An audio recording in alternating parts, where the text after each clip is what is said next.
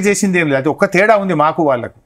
మేము ఉండగానేమో మేము ఈ పంచుడు గించుడు షో ఆఫ్ చేయలే. డైరెక్ట్ పబ్లిక్ సర్వీస్ కమిషన్ వాళ్ళకు ఆర్డర్లు ఇంటికి పంపుతుండే, వాళ్ళు పోయి ఉద్యోగంలో చేరుతుండే. ఇప్పుడు వీళ్ళు ఏంటంటే 50 మందికి ఇచ్చిన ఓ పెద్ద టెంట్ వేసుడు, మీటింగ్ పెట్టుడు, ఇక సపట్లు కొట్టించుడు, వాళ్ళకి స్వీట్లు పంచుడు, దానికి 50 మంది కూడా ముఖ్యమంత్రి పోయి పంచుడు.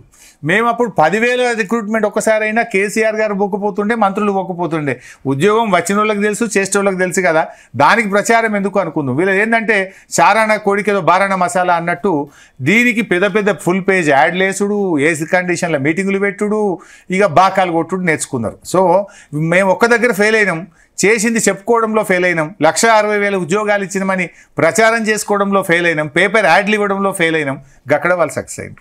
మీరు 6 గ్యారంటీస్ కాకుండా మా మిస్టేక్స్ కూడా ఉన్నాయన్నారు కదా, అంటే మీ ప్రధాన మిస్టేక్స్ ఏంటి? మీరు గ్రౌండ్ లూజ్ అవ్వడమా? ముఖ్యంగా రూరల్ ఏరియా చాలా మిమ్మల్ని చాలా తక్కువ 30% బిలో వచ్చింది. గ్రేటర్ హైదరాబాద్లో మంచి రిజల్ట్ ఉంది, 43%. రూరల్ అనే వీళ్ళు చాలా అట్రాక్టివ్ చెప్పాను కదా బై సాబ్. ఏం చెప్పిండ్రు? 2 లక్షల రుణమాఫీ ఏకకాలంలో, అట్రాక్షన్ ఏకకాలంలో 9 తారీఖే చేస్తాం. 15,000 రైతు బంధు వెంటనే ఇస్తాం. 2 పంటలకు బీమా, 3 10 పంటలకు 500 బోనస్ చెప్పిండ్రు.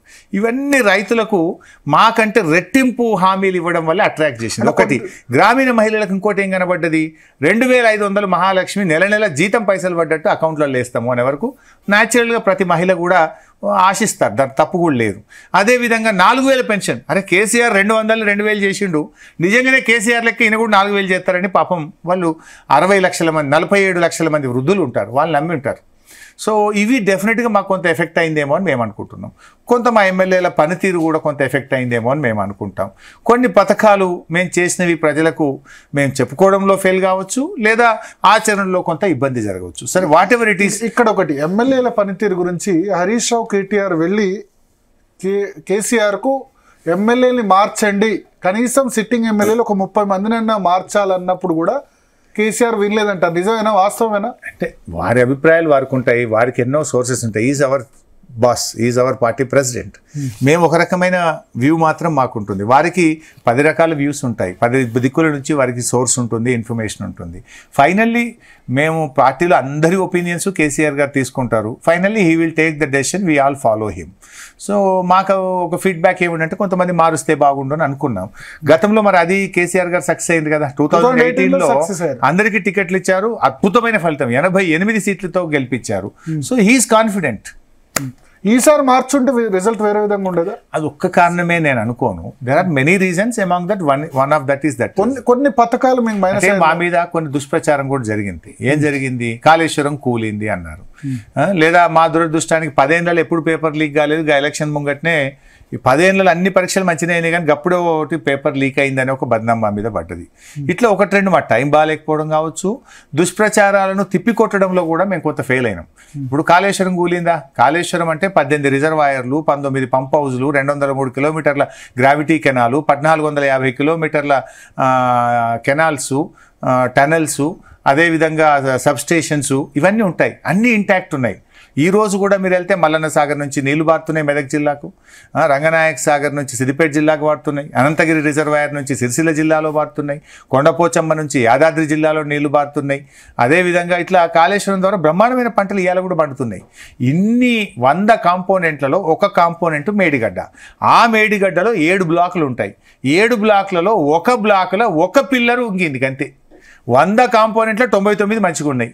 ఒక కాంపోనెంట్లో 7 బ్లాకుల్లో ఒక బ్లాకులో ఒక పిల్లర్ వంగితే మొత్తం కాళేశ్వరం మునిగింది అంటారు. సో దాన్ని మేము తిప్పికొట్టడంలో కానీ వివరించి చెప్పడం. ఆ టైంలోనే మీరు ఆ కుంగిపోయినప్పుడే మీడియాను అనుమతించి పోయింది ఇది ఒక్కటే అని ఎందుకు చెప్పలేకపోయారు? ఎవరిని ఇప్పుడు వీళ్ళు మీడియాను తీసుకెళ్లి చూపించారు. ఆ టైంలో కొన్ని అనుమానాలు ఉండి ఇదేదో బ్లాస్ట్ జరిగింది, కుట్ర జరిగింది, ఎవరో గెలెటిన్ గిట్ట వేశారేమో. అసలు ఇన్ని రోజులు కూలకుండా కరెక్ట్ నెలకు ఎలక్షన్ ఉందని ఎందుకు కూలాలి? దానికంటే ముందు సంవత్సరము గోదావరి కుట్ర ఉందని మీరు అనుకుంటున్నారు. కరెక్ట్ విచారణ జరిగితే తెలుసు. అంటే ప్రాబ్లం ఉంటే అంతటా ఒకటి ప్రాబ్లం ఉంటే మొదటి సంవత్సరం రావాలి కదా. 4 ఏళ్ళు నీళ్లు నింపినాం, 4 ఏళ్ళు ప్రాజెక్టు నడిచింది. 2022 అనుకుంటా highest flood ever in the history of Godavari. మొత్తం మునిగిపోయింది. అంత ఫ్లడ్ వచ్చిన మోటార్లు కూడా మునిగిపోయింది. అంత ఫ్లడ్ వచ్చినప్పుడు కూడా బ్యారేజ్కి ఏం కాలేదు, రిజర్వ్ పర్ఫెక్ట్గా ఆ బ్యారేజీలన్నీ కూడా ఫంక్షనల్ చేసినాయి. మరి ఏమీ లేనప్పుడు, ఫ్లడ్ లేనప్పుడు ఎందుకు పోయింది అనేది ఒక క్వశ్చన్ మార్క్ ఉండే. సరే ఈ ఎన్నికల టైంలో ఎందుకు ఈ లొల్లి అంతా, ఎన్నికలు చూసుకుందాంలే అనుకున్నాం.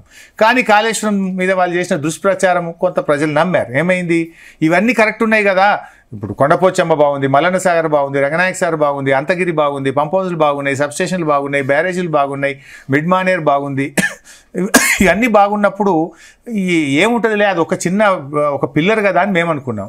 కానీ వీళ్ళు మొత్తం కాళేశ్వరమే పోయింది. ఆయువు పట్టు కదా కాళేశ్వరానికి, మేడిగడ్డనే స్టార్టింగ్. అవు బై సార్, మేడిగడ్డనే హైయెస్ట్. మీరు కట్టిన రిజర్వాయర్ లో 17 TMC రిజర్వాయర్ మేడిగడ్డనే పెద్ద రిజర్వాయర్. మీరు కట్టిన 50 TMCల మల్లన్న సాగర్ ఉంది కదా బై సార్, 17 TMCల కొండపోచమ్మ. మేడిగడ్డ అన్నారం సుందీలలో అదే పెద్దది కదా. ఓకే, అంటే ఒక